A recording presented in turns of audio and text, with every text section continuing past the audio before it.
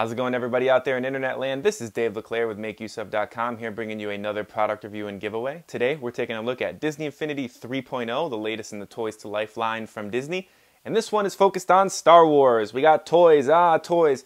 We're going to be looking at the starter pack, we're going to look at the hardware that comes with it, we're going to look at the gameplay of the starter pack, and we are going to decide, should you buy it? But wait, there's more. We're also giving away 2 starter packs for Disney Infinity on the platform of your choosing, so keep watching till the end of this review to find out how to enter. So before we talk about the gameplay of Disney Infinity 3.0, let's talk about the actual figures themselves. So you're going to get 2 figures with it. They're going to be Star Wars themed. They come for the Twilight of the Republic playset. You're also going to get the Twilight of the Republic playset piece, which is required to go on the base in order to play the 5-hour or so campaign. You're going to get the base itself, which is pretty simple to look at. It's just a white and gray base. It says Disney Infinity 3.0 on it. Has 3 slots on it to put your power discs, your figures, your playsets, all that good stuff. Plugs into your console through USB. So it does have a wire, so if you have to put it somewhere that's not near your console, you're going to have to kind of think about that. All in all, the hardware itself actually does look very good though. The paint jobs on the figures are nice. They have appropriately colored lightsabers, and they're quite detailed. They're small, just about a couple inches tall. So they're not huge figures. They don't take up a ton of space, but even if you're not actually playing them, if you're just a fan of Star Wars or any of the other franchises that have come with previous games, you could set them somewhere and they look pretty damn cool. Like I said, the base itself, not super much to look at. The playset pieces are transparent and they're themed to whatever the game is. They look okay, but it's really the figures that are cool. But again, the figures are also the money pit of Disney Infinity 3.0. So if you go out and you start collecting these things at $13 a pop, a little more depending on if they're an older one, if they're rare, whatever the case may be, you can seriously spend some cash, and if you're buying this game for your kids, you can totally see them wanting more every time you go to the store. So it's definitely something to keep in mind, but even still, just what comes in the starter pack, some solid hardware, and of course, you get the game. So now let's take a look at the gameplay offered in Disney Infinity 3.0. We'll start with the Twilight of the Republic playset. It's about 5 or so hours long, depending on your pace to go through it. If you're playing through it with your kids, it might take you a little bit longer. And it's kind of a good showcase of the type of combat that you're going to get in Disney Infinity 3.0. Although it does feature Jar Jar Binks, and nobody likes Jar Jar Binks, but what are you going to do? It's set in the new trilogy, and he's there, and he's annoying as he ever was. But the combat is actually worked on by Ninja Theory, who you may have heard of from DMC and Heavenly Sword. They know how to make character action combat, and that shows in this game.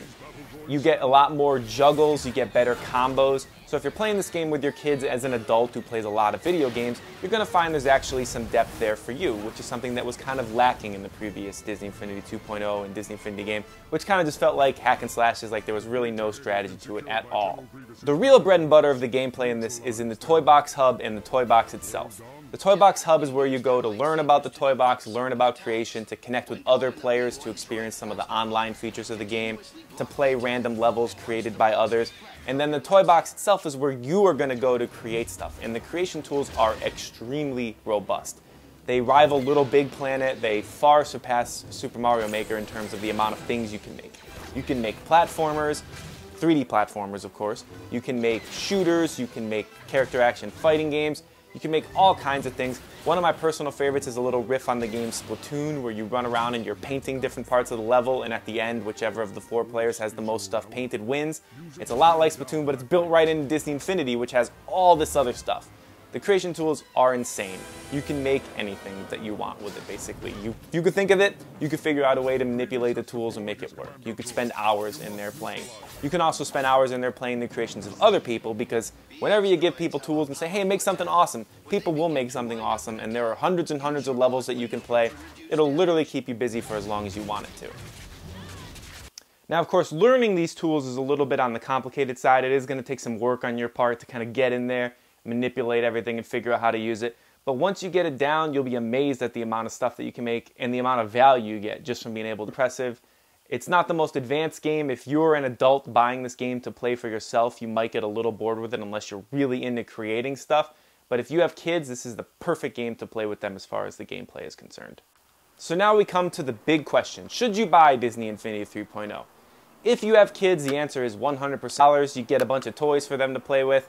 Of course, they're probably going to want you to buy more, so that's something you have to keep in mind is, will this become a money pit for you? If you can get away with maybe buying a couple figures here and there, maybe a play set in the base game, you'll get a great value. If you're just an adult looking for a new video game to play, if you're really into creating stuff, this is a great value. You'll have a ton of fun with it. But if you're only looking to play stuff, you might find that the hack and slash, even though the gameplay is greatly improved, you might find that it gets a little boring after a while. But overall, gets my seal of approval. I enjoyed my time with Disney Infinity 3.0. I don't have kids. I had fun with it. So that's definitely something to keep in mind. And something else to keep in mind is that you can enter to win one of 2 Disney Infinity 3.0 starter packs on the platform of your choosing. Just go to makeuseof.com, read the full written review. That's right, I wrote the words down on a piece of paper and you can read them. And then you can enter to win. Make sure to like and share and do all that other good stuff with this video. Once again, this is Dave LeClaire with makeuseof.com. Thank you very much for watching, and we will see you guys next time.